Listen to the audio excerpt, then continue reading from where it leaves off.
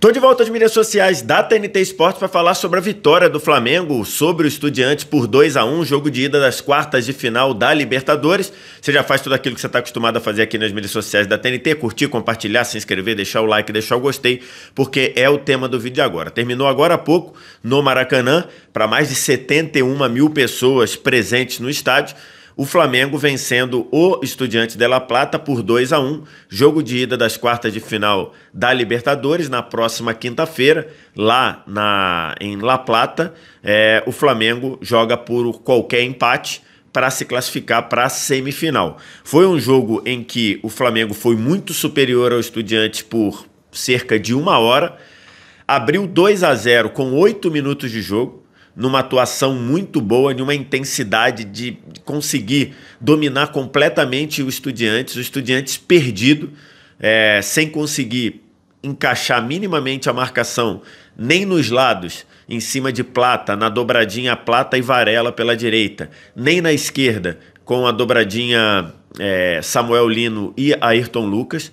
Por dentro, o Piovvi tomando um baile no deslocamento do Arrascaeta. Com isso, o Flamengo teve um volume de jogo incrível no primeiro tempo, fez 2-0 com 8 minutos de jogo, abriu o placar aos 15 segundos, com o Pedro, depois de uma construção do meio para a direita, que o Pedro brigou pela bola, acionou o Plata na área, o Plata rolou para o meio e o Pedro, num giro, fez 1-0 com 15 segundos de jogo.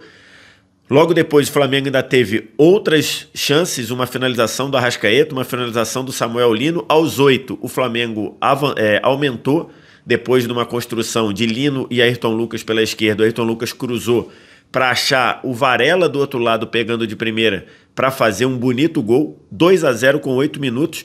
E depois o Flamengo ainda teve pelo menos mais 3 grandes chances no primeiro tempo. O Pedro saiu na cara do Muslera, acabou chutando no canto do goleiro uruguaio, que fez uma defesa, tendo o outro lado aberto. O Flamengo ainda teve algumas outras oportunidades e foi para o intervalo ganhando por 2-0 com o Estudiantes batido, né? No segundo tempo, o técnico do Estudiantes, o Eduardo Domingues, tirou o Piovvi e reorganizou a marcação. O Estudiantes parou de sofrer.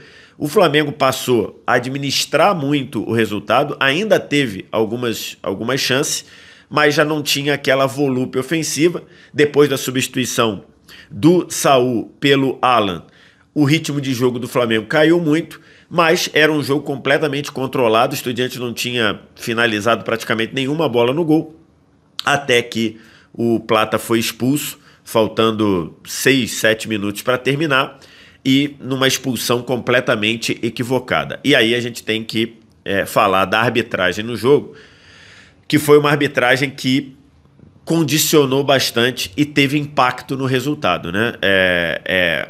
Uma arbitragem do senhor Andrés Rojas, da Colômbia, e uma arbitragem muito ruim dele. Uma arbitragem com um critério completamente diferente de aplicação, de marcação de faltas e aplicação de cartão. No primeiro tempo, ele deu um cartão muito equivocado para o Saul, depois de uma jogada em que o Saul esticou a perna, tirou a bola completamente e depois deu uma raspada no jogador do Estudiantes, mas ele esticou a perna e deu inteiro uma chapada na bola antes de pegar o jogador. Ele deu falta e ainda deu cartão amarelo pro Saul. Isso já chamou a atenção. Na última bola do primeiro tempo, o árbitro não deu um pênalti no Samuel Lino entrando pela esquerda. É um pênalti muito sutil.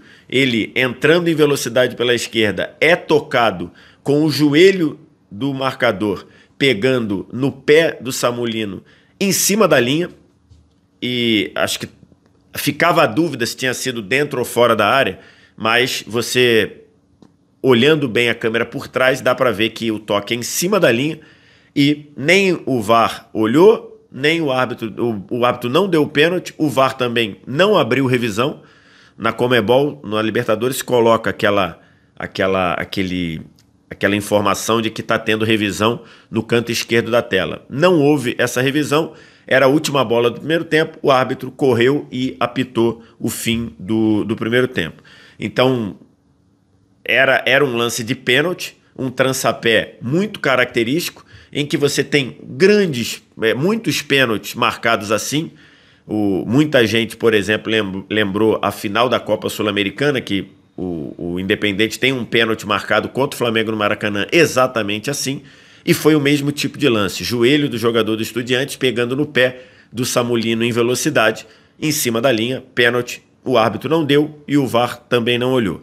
Mas o grande erro do jogo é um erro que modificou o panorama do jogo, a expulsão do Plata, faltando 6, 7 minutos para terminar, depois de uma jogada de disputa de bola na área, depois de um enrosco do Luiz Araújo com o defensor do Estudiantes.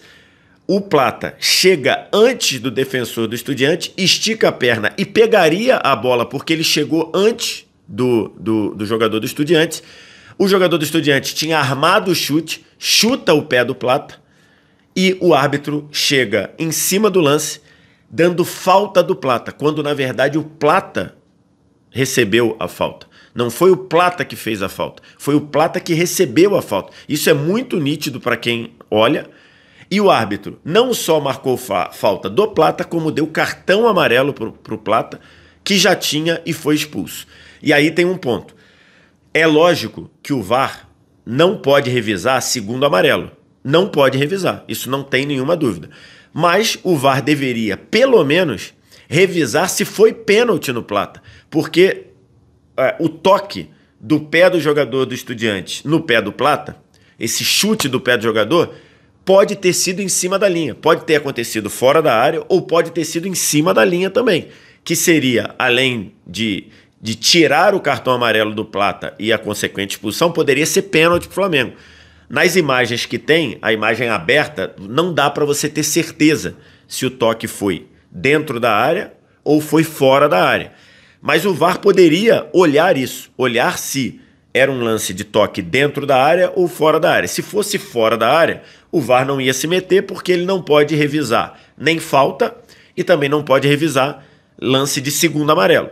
Mas se o lance foi dentro da área, o VAR poderia recomendar a marcação do pênalti, porque o Plata foi chutado pelo jogador do Estudiantes e poderia, e logicamente, se revisasse o pênalti e o árbitro desse o pênalti, iria retirar o cartão amarelo e a expulsão do Plata. Então, mas sem dúvida, um erro clamoroso de interpretação do árbitro, que num chute, num lance em que o Plata é chutado pelo jogador do Estudiantes, ele considera que o Plata fez a falta no jogador do Estudiantes. Então, assim, um erro clamoroso e uma expulsão que impactou o jogo. Os últimos 5, ele deu 3 de acréscimo, que, aliás, era muito pouco pelo nível de tempo desperdiçado do jogo, né?